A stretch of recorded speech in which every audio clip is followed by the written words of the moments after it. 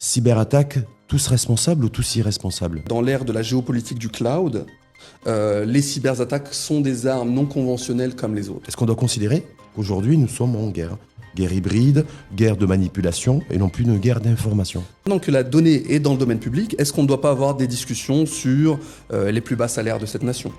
Est-ce qu'on ne doit pas avoir des discussions sur les disparités salariales ? Il s'agit en disant la responsabilité c'est le prestataire de ce qui s'est passé en matière de cybersécurité. Attention, ils n'étaient pas bien équipés. Directeur de la sécurité, si vous voulez, qui a un rôle qui a beaucoup évolué sur les dernières années. Ces personnes-là sont les gens responsables. Ces personnes-là ont les budgets pour protéger les données. Ces personnes-là doivent s'éduquer à la technologie qui leur permet de protéger leurs données, parce que ces données sont les nôtres. Bienvenue, Mounir Sada. Merci Rachid. Plaisir de vous recevoir, Mounir Sada, dans cette émission de débat 7e Sens. Un format qui a l'ambition, en tout cas, de donner du sens au sens. Donc je pense que c'est le profil, et vous êtes d'ailleurs le profil idoine, pour un sujet qui est plus que d'actualité, au lendemain des cyberattaques qui ont pris pour cible des institutions publiques, des départements ministériels. Mais avant de démarrer le débat, vous présentez Mounir Sada. Je rappelle que vous êtes diplômé de Harvard Business School, que vous avez dans une vie plus ou moins antérieure été conseiller auprès des Nations Unies pour SAP en matière de choix technologiques et que vous êtes directeur partenariat de l'ONG Intelligence Artificielle in Africa. C'est juste. On va revenir effectivement aussi là-dessus, sur cette ONG aussi, par rapport à ce qui peut être fait, parce que l'IA est un vrai défi, un vrai challenge pour l'ensemble des pays du continent. Mais sur la question de cette émission de débat avec vous, 7e Sens, cyberattaque, tous responsables ou tous irresponsables? Parce qu'on est un peu dans un brouillard, le brouillard reste encore épais. Aujourd'hui, on a vu, je ne sais pas si vous avez vu comme moi, le président de la CNDP, la Commission nationale de protection des données à caractère personnel, qui a fait une tribune chez nos confrères de l'Économiste, d'ailleurs, en disant attention, ceux qui s'attendent à ce qu'il y ait des têtes qui soient coupées, non, c'est pas le but, c'est pas le sujet. Nous avons tous une responsabilité et nous devons tous être solidaires face à ces cyberattaques. Est-ce que c'est un sentiment et une position que vous partagez, Mounir Sada?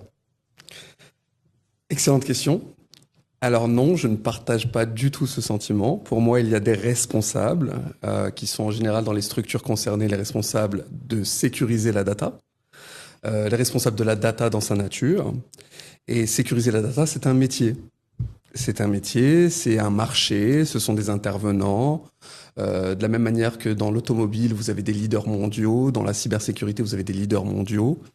Donc moi, mon point de vue est celui de quelqu'un qui a travaillé dans l'écosystème genevois, dans l'écosystème des banques suisses, dans lesquelles la data, c'est le cœur du métier. Pour protéger les clients, protéger les citoyens, protéger leur fortune, etc., etc. Donc l'écosystème genevois a beaucoup à dire sur le sujet. D'abord parce qu'il s'y est aussi brûlé. Et je laisserai vos auditeurs aller jeter un œil sur l'histoire qui a opposé UBS, donc l'Union des banques suisses, avec l'État fédéral américain, d'accord ? Où là, il s'agissait, si vous voulez, d'une fuite de données orchestré par ce qu'on va appeler le maillon à la fois le plus faible, mais aussi le plus fort dans ce domaine-là, qui est l'employé de la structure. D'accord ? Donc pour la petite histoire, l'Union des banques suisses a été interdit bancaire aux États-Unis suite à un procès qui s'est soldé par un settlement public à un peu plus de 4 milliards de dollars. Mais la fuite des données émanait d'un employé qui avait le droit de manipuler les données et qui, en cyberactiviste, si vous voulez, a donné la data à l'ambassade américaine à Genève. Donc ça veut dire qu'il y avait la première faille, en fait, et la faille n'était pas ni technique ni technologique, elle était humaine. Absolument. Est-ce qu'on est dans une même configuration selon vous? Je rappelle qu'il y a une enquête qui est en cours, mais c'est les valeurs aujourd'hui. Vous dites-vous, déjà, vous n'êtes pas du tout sur la même position que le président de la CNDP, ou Marcel Auchny, qui considère que nous sommes tous responsables, ou que nous devons, en tout cas, tous être responsables et solidaires par rapport à ce qui s'est passé, ces cyberattaques qui ont ciblé des institutions publiques et des départements ministériels à ce jour. On espère bien sûr que ça va s'arrêter là, mais on n'en sait rien. Il paraît en cyberattaque et attaque cybernétique. Mais vous dites, voilà, ce qui s'est passé avec l'expérience, retour d'expérience au niveau de la Suisse et des banques suisses, et ce litige extrêmement compliqué et tendu qu'avec les États-Unis d'Amérique, dites-vous, c'était ce qui a été pointé du doigt, c'était une défaillance ou une complicité interne. Alors, c'est un cas d'étude. Ouais. Bien malin aujourd'hui qui peut vous dire d'où est venue l'attaque. Par contre, il faut caractériser la nature de l'attaque, d'accord? Et on peut revenir sur la question technique un petit peu plus tard. Quand on a affaire à du cyberactivisme, d'accord, on n'a pas affaire à de la malhonnêteté pure. Et donc là, les références, évidemment, ce sont WikiLeaks, ce sont Julian Assange, ce sont des gens comme Manning aux États-Unis, etc. Donc des gens qui ont pris de la data, qui l'ont divulguée d'une manière ou d'une autre, par activisme, d'accord? Et donc c'est-à-dire activisme par militantisme. Par militantisme. Si le choix de la cible, c'est une manière de caractériser la nature de l'attaque, d'accord? Donc là, pour le coup, la CNSS, c'est pas Bank of Africa, c'est pas Attijari Wafa Bank, c'est la CNSS, d'accord? Donc le choix de la cible, c'est une chose. Ensuite, l'exigence ou la demande de la personne qui vous attaque. Moi, pour avoir travaillé encore une fois sur la Suisse, on a travaillé avec des hôpitaux, par exemple. Il y a des hôpitaux en Suisse qui sont attaqués quotidiennement. Pas qu'en Suisse, hein. Je rappelle aussi qu'il y a des attaques sur des CHU, sur les hôpitaux publics, exactement, pour la donnée en matière de santé. Exactement. Ouais. Donc là, je parle de ce que je connais, moi. Par exemple, l'hôpital de Genève a été attaqué. Quand un cyberattaquant attaque l'hôpital de Genève, il bloque tous les systèmes et il demande X millions d'euros. Je crois pas que ça a été le cas pour la CNSS. Donc il y a eu divulgation. Donc c'est-à-dire de la rançon, c'est-à-dire l'attaque ciblée avec comme philosophie le fait de vouloir rançonner l'institution ou en tout cas l'établissement qui a été attaqué. Là pour le cas, à moins qu'on ne sache pas tout, mais il me semble que la divulgation est une divulgation gratuite. D'accord ? Est-ce que l'attaque est gratuite? Parce qu'en fait, si vous dites divulgation gratuite de data, de données personnelles de 2 millions de particuliers et de plus de 500 000 entreprises. Est-ce qu'on peut considérer, même si je rappelle une fois de plus que l'enquête est en cours, pour déterminer les responsabilités ou les responsables et pour mettre toute la lumière sur ce qui s'est produit, est-ce que si à partir du moment où on dit l'attaque est gratuite? Il y a un volet juridique évident qu'on peut pas excuser, d'accord? Attaquer une organisation souveraine comme la CNSS, etc., c'est jamais anodin. D'accord ? Maintenant, il faut essayer de donner du sens à cette attaque. Très bien. Si on se concentre sur le volet technique et cybersécurité, on perd, si vous voulez, tout le bénéfice de ce genre de situation qui est dans l'analyse de la donnée. Moi, j'étais ravi de voir que de grands dirigeants marocains gagnent très bien leur vie. C'est tout à fait légitime. Le débat ne se situe pas là. On est content que des gens à l'OCP, à Almada, à l'UM6P, etc. gagnent très bien leur vie. C'est signe d'une économie saine. D'accord ? Que cette info soit maintenant dans le domaine public, on a un problème juridique. Mais essayons de dépasser cela, pour se dire, maintenant que la donnée est dans le domaine public, est-ce qu'on ne doit pas avoir des discussions sur les plus bas salaires de cette nation ? Est-ce qu'on ne doit pas avoir des discussions sur les disparités salariales, qui sont des sujets absolument ouverts en Angleterre, en France, en Allemagne, etc.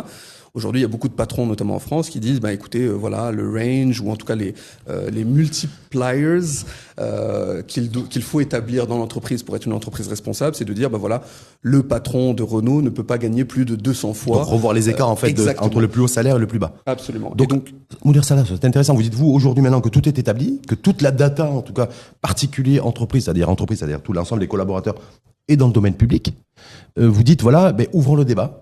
Absolument. Aussi pour essayer de remettre un peu d'ordre ou en tout cas de redonner du sens aux organisations entreprises, positionnement de chacun aussi au niveau salarial. Valeur aujourd'hui, le sujet, c'est de se dire voilà, on a été attaqué, c'est une attaque politique avec des visées motivées par le fait que le Maroc est de plus en plus exposé à l'international de par aussi de plus en plus de rayonnement à l'extérieur de nos frontières, sur le sujet comme l'intégrité territoriale, sur le fait aussi d'être positionné pour organiser des grandes manifestations sportives, comme la CAN d'ailleurs d'ici la fin de l'année et la co-organisation de la Coupe du Monde 2030. Vous dites non, c'est pas ça en fait. Le sujet, il est pas là. Le sujet, la data, elle est dans le domaine public. On fait quoi aujourd'hui avec ? Absolument. Alors, déjà d'une part, félicitons-nous de voir que on a une élite marocaine qui est absolument bien rémunérée, c'est tout à fait mérité, etc. Ouvrons le débat sur la question des disparités. Parce que dans toute attaque, il y a un débat à ouvrir. Mais sur le volet technique, j'aime bien apprécier la chose de la manière suivante. Il y a pour un tiers un sujet technique, pour un tiers un sujet sociétal, et pour un tiers un sujet historique. D'accord ? C'est la première fois qu'on a ce grand déballage de données au Maroc, je crois. Corrigez-moi si j'ai tort. Non, il n'y a pas de précédent. C'est une première. Donc, on a évidemment affaire à des cyberactivistes.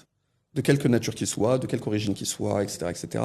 Et c'est peut-être pas. Alors, il faut résoudre ça parce qu'il y a une question juridique à traiter, mais il faut juridique ou technique. Parce qu'en fait, voilà, aujourd'hui, c'est intéressant de vous avoir aujourd'hui, Mounir Sada, parce qu'en fait, aujourd'hui, beaucoup se disent, ils n'étaient pas super protégés, ces départements, ces institutions qui ont été ciblées. Donc, il faut renforcer les systèmes aujourd'hui, en tout cas publics, de protection de la donnée. On verra aussi pour le privé, mais est-ce que le privé doit être aussi, c'est de sa responsabilité et non pas de la responsabilité de l'État? Ça serait intéressant aussi d'avoir votre point de vue là-dessus. Mais là, aujourd'hui, c'est les institutions publiques qui ont été visées. Et donc, ce qui est pointé du doigt, c'est les systèmes publics de protection de la data qui sont visés. Vous dites-vous, est-ce qu'il faut voir de très près ce qui a été fait d'un point de vue technique, ce qui a été installé? Ou vous dites non, peu importe, c'est pas ça le vrai sujet? Alors, on va discuter du sujet technique rapidement et pour en clôturer. Et pour être complètement honnête avec tous vos auditeurs, je suis impliqué dans la vente de solutions de cybersécurité, d'accord? Mais je ne mentionnerai aucune marque dans notre discussion.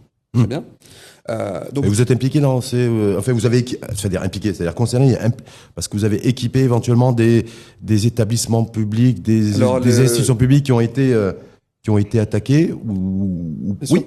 Donc l'équivalent de la CNSS en France est client chez nous, mais on a aussi des banques suisses en clientèle, etc., etc. Pour situer le débat, la cybersécurité en 2024 c'était un marché de 215 milliards de dollars, d'accord. La projection 2032 c'est 900 milliards de dollars, d'accord. Et ça, je crois que c'est sous-estimé. Donc, je sais pas si vous c'est connaissez. Sous-estimé chez nous ou c'est sous-estimé dans tous les pays du monde? Bien sûr, bien sûr, bien sûr. C'est une estimation qui est sous-estimée parce que on entre dans l'ère des guerres hybrides. C'est-à-dire, on est sorti des guerres de type Deuxième Guerre mondiale, guerre du Golfe, etc., où c'était des guerres physiques. Ce qu'on est en train de voir avec l'Ukraine et la Russie, c'est de la guerre hybride. Les scandales, Cambridge Analytica, c'est de la guerre hybride, etc., etc. Donc, dans l'ère du monde digital, dans l'ère de la géopolitique du cloud, les cyberattaques sont des armes non conventionnelles comme les autres. On déstabilise un pays. Donc, est-ce que ça veut dire qu'on est en guerre aujourd'hui, nous, ou confrontés en tout cas à une guerre hybride? En guerre contre nous-mêmes. Mais... Oui, en guerre contre nous-mêmes. Non, mais voilà, guerre hybride, c'est aussi, certains considèrent aussi à travers le monde, parce qu'il y a beaucoup de débats, il y a beaucoup d'ailleurs d'attaques, de cyberattaques aussi dans des pays, la France, parce qu'on connaît très bien, mais j'ai vu qu'en même temps que nous avons été la cible de cyberattaques, il y a eu un pays frère d'ailleurs, et confrère, qui est le Sénégal, qui aussi a été cyberattaqué. En fait, mon interrogation, c'est de se dire, voilà, est-ce qu'on doit considérer qu'aujourd'hui, nous sommes en guerre? Guerre hybride, guerre de manipulation, et non plus une guerre d'information. On entre dans un monde multipolaire, donc qui est la fin d'une ère quasi unipolaire. Et dans ce contexte multipolaire, la guerre hybride et les cyberattaques, c'est du quotidien. Et c'est du tous contre tous pour divers intérêts, etc., etc. Et j'ai envie de dire, à ce titre-là et dans ce contexte-là, ce qui s'est passé au niveau de la CNSS est relativement bénin. C'est-à-dire, on a affaire à une divulgation de données sur lesquelles il peut y avoir un débat public.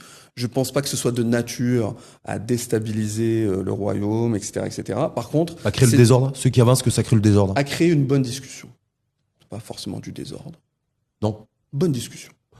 Quand est divulgué aussi en termes de data dans le domaine public le RIB de nos compatriotes, est-ce que ça, il y a un autre sujet aussi, il y a le sujet technique sur lequel vous êtes exprimé, mais se dire voilà aujourd'hui, est-ce qu'il n'y a pas un souci aussi ou profiter de la situation du moment pour catégoriser la data? Est-ce qu'aujourd'hui on doit considérer que le RIB d'un particulier, d'un citoyen lambda marocain ou d'un salarié d'une entreprise X ou Y, le RIB qui aujourd'hui dans le domaine public, est-ce que c'est une menace? On a de très bonnes banques au Maroc et on sait reproduire un RIB en 24 heures, annuler un RIB, etc., etc. Donc ça fait partie, si vous voulez, du coût que va avoir ce débat public. Voilà. Et j'ai envie de dire, la valeur du débat public dépasse, mais de loin, ce coût qui est un coût collatéral.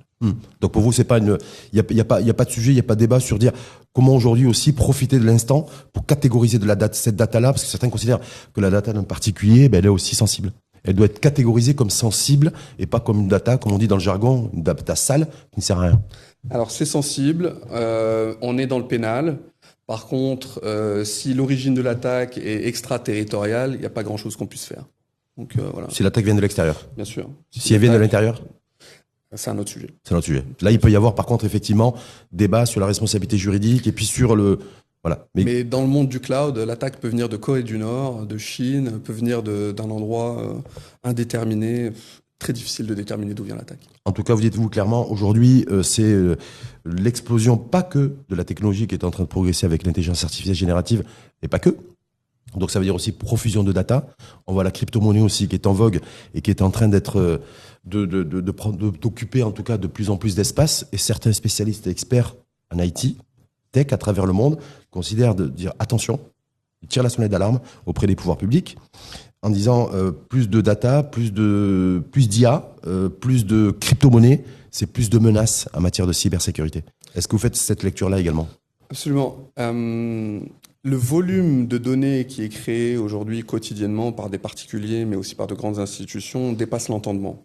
C'est-à-dire qu'aujourd'hui, si vous voulez, il faut comprendre quelque chose. C'est qu'en Suisse, par exemple, il y a autant de data centers pour un pays de 9 millions d'habitants que de data centers pour le continent africain. D'accord ? Donc on est là-dessus. Il n'y a en Afrique que 1% des data centers mondiaux. D'accord ? Pour, on est quoi, un quart de la population mondiale ? Et qui va être en progression plus d'un milliard d'individus. Et les mêmes besoins, même plus de besoins, même des besoins plus importants sur le continent. Donc il faut garder ces ordres de grandeur-là et se dire qu'il y a un retard à rattraper en termes de création de cloud souverain. D'accord ? Maintenant, la complexité à laquelle doivent faire face les banques marocaines, mais aussi la CNSS, moi j'estime que la base de données la plus sensible au Maroc, c'est celle de l'Office d'échange. D'accord ? Après celle de la police, peut-être. Mais la complexité est la suivante. Et j'ai eu la CNSS en call 3 semaines avant l'attaque, si vous voulez, pour proposer les solutions qu'on propose, qui sont utilisées par des banques suisses, etc. En matière de cyber ? En matière de cyber. Donc, ce qu'il faut expliquer, c'est la chose suivante. C'est une organisation comme Tijela World Bank, Bank of Africa, la CNSS, l'Office d'échange, etc. Ce sont pas des centaines de bases de données, c'est des centaines de bases de données de nature différente, sur des technologies différentes, qu'on est obligé de mettre à disposition de ses propres employés dans ce qu'on va appeler des environnements de DevOps, de développement opérationnel. Donc, si je veux faire évoluer les systèmes de la CNSS ou de Tijela Bank ou de Bank of Africa, je suis obligé de donner ma data à une quinzaine d'employés clés, d'accord, qui vont les manipuler comme ils doivent les manipuler. D'accord ? Et qui sont formés pour l'exercice. Absolument. Ils sont formés pour l'exercice, etc. La tâche la plus difficile dans ces organisations-là, c'est de se protéger contre ses propres employés. C'est-à-dire qu'on n'est pas à l'abri d'avoir au sein de ces développeurs, qui sont payés comme ils sont payés, des gens qui sont dans le cyberactivisme et qui lisent la data, qui voient la data, qui voient votre compte en banque, le mien, qui voient nos fiches de paie, etc., etc. Le maillon le plus faible et à la fois le plus fort, c'est le développeur. Donc c'est l'humain. C'est l'humain. Et donc la seule manière de se protéger contre ces gens-là, ce sont des solutions qui coûtent à peu près, on va dire, au bas mot, entre 10 et 15 000 $ du téraoctet, pour lesquels il faut décider rapidement, d'accord ? On les a ou on les a pas. La seule manière pour une banque suisse ou pour la CNSS ou pour une banque marocaine de se protéger contre ce maillon à la fois le plus faible et le plus fort, c'est de ne lui proposer que des données qui sont déjà masquées, tout en lui permettant de faire son travail. Anonyme ? Parce que je sais qu'effectivement, les banques suisses, de mémoire, je parle sous votre couvert, eux, ils ont effectivement misé sur l'anonymisation, donc rendre totalement anonyme la data. Absolument. Là, apparemment, c'est le seul filet aujourd'hui de sécurité le plus sûr. Absolument. Et in fine, chez Pictet Bank, chez Gonet Bank, à l'UBS, chez Crédit Suisse, il y a physiquement que 2-3 personnes qui sont elles-mêmes extrêmement protégées et extrêmement surveillées, qui ont accès aux clés de données. Est-ce que ça veut dire, Moula Sada, que tous celles et ceux qui aujourd'hui, en fait, depuis quelques jours, s'agitent en disant la responsabilité, c'est le prestataire de ce qui s'est passé en matière de cybersécurité. Attention, ils n'étaient pas bien équipés. Attention aussi, c'est très souvent des freelanceurs, entrepreneurs qui décrochent un marché parce qu'ils ont une proximité avec le DSI. Bref, on entend un petit peu de tout depuis une 8aine de jours. Et depuis qu'il y a eu cette fuite massive sans précédent de data. Donc vous dites-vous, non, c'est pas, là on est complètement à côté de la plaque. Alors, dans nos métiers, qui sont les métiers de l'informatique, de la donnée, etc., il y a un rôle, en anglais on dit Chief Information Security Officer, En français, on dit directeur de la sécurité, si vous voulez, hein, qui a un rôle qui a beaucoup évolué sur les dernières années. Ces personnes-là sont les gens responsables. Ces personnes-là ont les budgets pour protéger les données. Ces personnes-là doivent s'éduquer à la technologie qui leur permet de protéger leurs données, parce que ces données sont les nôtres. Donc on ne peut pas dire tout le monde est responsable. Il faut aussi qu'il y ait ce niveau de conscience. Absolument. Est-ce que c'est ce niveau de conscience qui aurait pu, j'ai dit bien qui aurait pu, être à l'origine de ce qui a fait défaut chez nous? Alors oui, mais pas que. Oui, mais pas que. Vous avez reçu ici M. Benhima, je crois, la semaine dernière, et il vous a dit on a un problème de procédure publique. Procédure publique, en disant attention, parce qu'en insistant, en priorisant en tout cas le moins-disant sur l'octroi des marchés publics, sur des enjeux tels que la cybersécurité, ça peut coûter beaucoup plus cher. Absolument. Donc on est sur la question de la célérité du monde dans lequel on vit. C'est-à-dire que non seulement il faut rapidement prendre les décisions sur la dernière technologie, ce qui n'est pas évident parce que la menace évolue chaque semaine. Et le progrès technologique aussi. Absolument. Aujourd'hui, c'est une IA qui vous attaque. C'est pas un codeur. D'accord ? Aujourd'hui, c'est une IA qui scanne votre système en 20 minutes et qui est capable de dire, Rachid Hallaoui, son login et son password pour Microsoft, c'est ça. Et si toi, tu l'as pas détecté, ils sont dans vos systèmes pendant 6 mois et ils peuvent prendre les données qu'ils veulent. Donc, quand on est attaqué par une IA, il faut se défendre avec une IA. Pour les gens qui s'intéressent à ce monde-là, récemment, Google a fait une acquisition en Israël pour 24 milliards de dollars. 24 milliards de dollars, c'est pas mal d'argent, mais c'est pas grand-chose dans le monde de la cybersécurité. Donc, si Google met un ticket tel sur une petite entreprise, d'accord ? Qu'on a présenté comme une start-up d'ailleurs. C'est qu'on a changé d'air. Et sachant qu'ils ont toujours 5, 10 ans, voire 15 ans d'avance. Donc est-ce que ça veut dire que le pire est devant nous en matière de cyberattaque, d'attaque cybernétique, parce que je rappelle que notre pays a rendez-vous aussi est dans les radars internationaux, l'organisation d'une compétition continentale africaine d'ici la fin de l'année. Ça veut dire un flux aussi humain et donc de data massif, parce que je rappelle qu'aussi les drivers et autres, c'est aussi beaucoup d'appareillage, si je puis dire, qui collectent de la data. Et en 2030, la co-organisation de la Coupe du Monde. Donc se dire voilà, est-ce que déjà d'une part partout dans le monde, tout le monde s'accorde à dire que la menace cyberattaque est en croissance. Elle sera de plus en plus conséquente, ce que vous avez également dit. Nous, au niveau du Maroc, on va organiser des événements de dimension continentale et internationale. Est-ce qu'il y a péril à la demeure et que, du coup, la vraie menace, le vrai danger est plutôt devant nous que derrière nous? Alors, moi, je veux surtout pas être alarmiste. Mais réaliste. Oui, mais vous l'avez compris, moi je suis du parti que chaque fuite de données doit permettre une analyse de la donnée. D'accord ? Donc là, en l'occurrence, c'est une fuite malhonnête. Très bien, maintenant que la donnée est dans le champ public, il faut se l'approprier. D'accord ? Collectivement. La seule solution à un monde 2030, puisque c'est notre horizon temps, qui soit plus sûr et qui soit bienveillant vis-à-vis des pays qui prennent la responsabilité, c'est une responsabilité, d'organiser des événements internationaux, et bien c'est encore une fois la coopération internationale. D'accord ? C'est encore une fois des agences des Nations Unies comme ITU, donc l'agence des télécoms. C'est encore une fois des instances des Nations Unies qui vont permettre la coopération internationale sur les sujets de cybersécurité pour protéger au moins ce qui relève du bien commun, les Jeux Olympiques, la Coupe du Monde, l'UNESCO, l'éducation de nos enfants, etc. Qu'ensuite, il y ait des cyberattaques d'État à État sur des questions stratégiques qui peuvent être sur les ressources naturelles, qui peuvent être sur la question des tarifs, etc., etc. J'ai envie de dire c'est de bonne guerre. Par contre, il faut qu'on se structure pour que le citoyen, comme vous et moi, pour que nos enfants, etc., puissent profiter pleinement de ce qui a fait la joie de notre enfance à nous. Une Coupe du Monde réussie, des Jeux Olympiques réussis, et j'en passe. Est-ce que ça veut dire, Mounir Salah, qu'en fait, nous, pays, en l'occurrence Maroc, on ne pourra pas être seul, en tout cas, faire face aux différentes menaces. Donc, en fait, on est sur une dimension extra-frontalière, extra-territoriale, et que du coup, il faut surtout, et essentiellement dans la perspective de ces événements majeurs que nous allons organiser, resserrer des partenariats solides et costauds, en tout cas, pour faire face à ces menaces qui pourraient s'exprimer en matière de cybersécurité dans les prochaines semaines, les prochains mois, voire les prochaines années? Alors Dieu merci, le Maroc n'est jamais seul. Le Maroc a aussi ses propres alliances en cybersécurité, ses propres alliances militaires. Aujourd'hui, quand on organise un événement comme celui-là, que la Coupe du Monde, on est avec la FIFA, etc. Donc, moi, j'ai pas de crainte particulière par rapport au Maroc, d'autant plus que les décennies passées ont démontré que le Maroc était un partenaire sûr en matière de protection cybersécurité, antiterrorisme, etc., etc. Donc non, je m'inquiète pas du tout pour le Maroc. Par contre, évidemment, il va falloir renforcer la coopération internationale entre les blocs qui sont en train de se construire.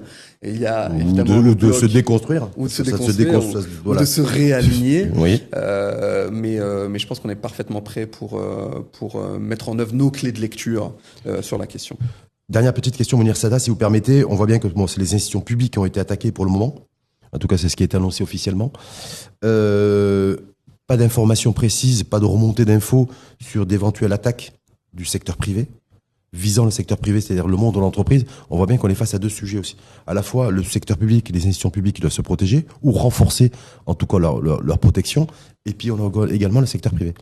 Est-ce que ça veut dire, du coup, il faut avoir une approche en termes de gouvernance cyber global, englobant public et privé, où le secteur privé, selon vous, en tout cas selon certaines voix, doit aussi se prendre en main et faire preuve de maturité pour pouvoir considérer que la cybersécurité, c'est une menace aussi, et avant tout, pour l'entreprise. Alors, souvent en la matière, le secteur privé est beaucoup mieux armé parce que les prises de décision sont beaucoup plus rapides, etc. Ensuite, il faut comprendre que, par exemple, le secteur bancaire ou le secteur de l'assurance, il y a un risque réputationnel à divulguer le fait qu'on est attaqué, même quand on paye des rançons. D'accord ? Donc ça, c'est le monde de la banque. On est attaqué, il faut absolument pas que ça se sache. On paye la rançon, on colmate, terminé. Ça rentre pas dans le domaine public. D'accord ? Donc les banques sont attaquées quasi quotidiennement. Ça, c'est un fait. Bon, on l'a vu chez nous d'ailleurs, il y a encore 2 mois. Donc ça, c'est pas un problème. Là où il faut travailler, c'est effectivement pour permettre aux grandes institutions publiques de prendre des décisions plus rapides, de s'armer véritablement structurellement.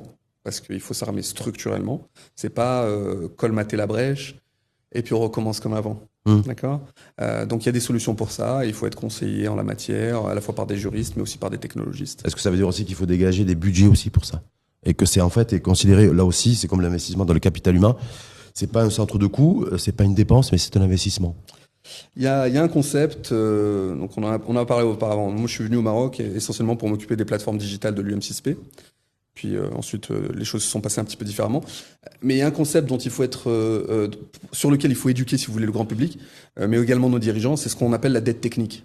La dette ? La dette technique. C'est si sur les 5 dernières années, vous n'avez pas investi en plateforme digitale, en sécurité, etc., à peu près 3% du chiffre d'affaires ou 3% de votre budget, vous avez cumulé sur les 5 dernières années une dette technique.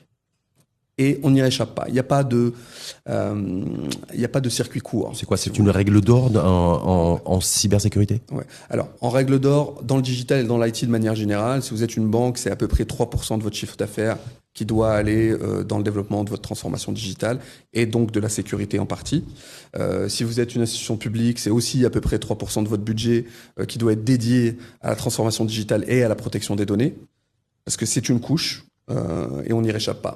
Si, quand vous regardez les 5 dernières années, les 3% y étaient pas, il faut aller rechercher l'argent. A priori, Mounir Sada, on va bien sûr entendre les résultats, attendre et entendre en même temps les résultats de l'enquête, mais a priori, ceux qui ont été visés tout dernièrement par des cyberattaques, c'est moins de 1% du budget qui était alloué à la cybersécurité. Donc, une dette technique de 2 points. Merci Mounir Sada pour ce décryptage dynamique sur cet univers qui s'est installé chez nous, que certains découvrent d'ailleurs, alors que la menace et l'enjeu cyber, il est bien antérieur à ce qui s'est passé il y a une 8aine de jours. Pour ce décryptage, analyse aussi, et puis sur, la cyberattaque, elle est là. Il faut composer avec, et que la défaillance est d'abord ou essentiellement humaine avant d'être technique. Et que investir dans la cyber, c'est pas une dépense qui, sans retour sur investissement, c'est un véritable investissement avec un vrai retour sur investissement. Merci à vous, Mounir Sada, et à très bientôt. C'est Rachid. 7e Sens, à suivre sur la chaîne l'ODJ TV et à réécouter sur R212, la web radio des Marocains du monde.